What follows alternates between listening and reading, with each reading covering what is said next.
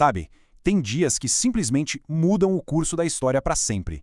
E hoje a gente vai mergulhar em um desses momentos. O estopim de uma das maiores revoluções que o mundo já viu. Guarda bem essa data, 14 de julho de 1789. É uma data que ecoa, ecoa até hoje. E não só na França não, mas no mundo inteiro, como um símbolo poderoso de quando o povo se levanta. Tenta imaginar a cena. Paris está fervendo. Anos e anos de frustração, de fome, de injustiça, tudo isso chegando num ponto que não dá mais para segurar. O ar tá pesado, sabe? E a multidão, a multidão tem um alvo muito, mas muito claro. Mas espera aí, uma fortaleza medieval? Por quê? De todos os lugares de Paris, por que uma prisão antiga virou o foco de tanta raiva? O que ela significava, afinal, para a queda dela virar um marco histórico tão gigantesco? Então, para a gente entender o que rolou naquele 14 de julho, a gente precisa dar um passo atrás. Porque essa explosão toda, ela não veio do nada. Foi o resultado de décadas de tensão se acumulando num sistema que já estava por um fio. E o sistema era esse aí, o chamado Antigo Regime. Basicamente, o poder todo ficava na mão do rei, um monarca absoluto, e a sociedade era dividida numa hierarquia super rígida, que parecia que nunca ia mudar. Mas, como a gente vai ver, nunca é tempo demais.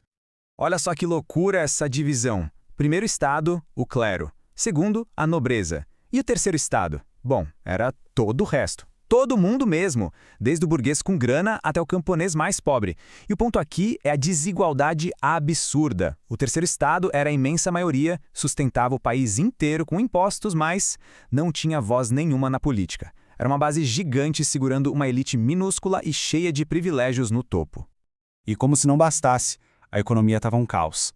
A França tinha gastado uma fortuna ajudando na independência americana e a dívida era gigante. Para piorar, uma crise na agricultura acabou com as colheitas, e aí vem o golpe final. O preço do pão, que era a base da alimentação de todo mundo, disparou. Era literalmente a fome batendo na porta todo dia.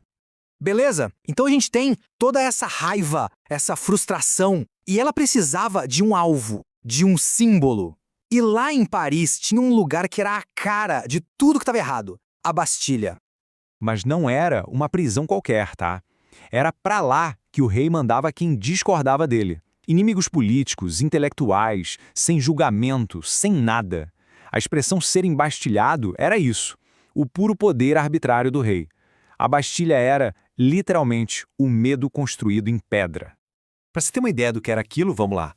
8 torres imponentes dominando a paisagem. 30 metros de altura, isso é tipo um prédio de 10 andares hoje em dia. E para fechar, muralhas com 3 metros de espessura. A Bastilha não era só uma prisão, era um recado de poder que parecia impossível de desafiar. E então, o impossível aconteceu. A gente volta para o dia 14 de julho, mas agora sabendo de toda a crise e principalmente do que aquela fortaleza representava.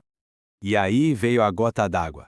O terceiro estado tinha acabado de criar a Assembleia Nacional, um jeito de finalmente ter uma voz. E qual foi a resposta do rei Luís XVI? Ele juntou as tropas e cercou Paris. Para o povo o recado era claro, acabou a brincadeira, vamos esmagar essa revolução antes mesmo dela começar. E aí o cenário estava montado. De um lado a gente tinha a milícia de Paris, um movimento popular, gente armada com o que conseguiu saquear, movida por pura paixão e desespero. Do outro, a defesa da Bastilha, uma guarnição profissional com guardas suíços, canhões, mas isolada. O que faltava em técnica para um lado, sobrava em número e em vontade de mudar tudo. E a coisa toda aconteceu numa sequência de eventos muito rápida, quase caótica. Primeiro, a multidão foi até o Palácio dos Inválidos e pegou um monte de armas. Só que faltava pólvora. E onde é que tinha pólvora e munição em Paris? Exato, na Bastilha. Foram para lá. O diretor da prisão, o Marquês de Launay, tentou negociar, mas não deu certo. Alguém atirou de dentro da fortaleza e aí o confronto explodiu. Depois de horas de batalha, a fortaleza, que era o símbolo do poder absoluto, simplesmente se rendeu. Mas a queda do prédio em si foi só o começo. O impacto simbólico daquele dia foi muito, mas muito maior do que a vitória militar. As consequências vieram rápido e mudaram tudo. A ficha caiu na hora para todo mundo. O povo percebeu o poder que tinha quando se juntava. A burguesia sacou que tinha o apoio popular para forçar a barra por mudanças. E o rei?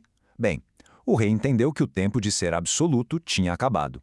A própria Bastilha, nos meses seguintes, foi demolida pelo povo, tijolo por tijolo, até sumir do mapa de Paris. Apagaram o símbolo da tirania. E é interessante ver como o significado da data foi mudando, né? Em 1789, foi um ato de revolta. Já no ano seguinte, em 90, virou a Festa da Federação, uma celebração da União. E quase 100 anos depois, em 1880, o 14 de julho se tornou oficialmente o Dia Nacional da França. Um dia para celebrar os valores da República que nascia ali. Isso tudo deixa a gente com uma pergunta, né? A queda de um único muro pode mesmo derrubar um sistema inteiro? Bom, a história da Bastilha parece mostrar que sim, que às vezes um ato simbólico tem a força de unir a vontade de um povo e começar uma avalanche de mudanças que ninguém achava que era possível. A queda de um muro, no fim das contas, pode mesmo abalar as fundações de um mundo.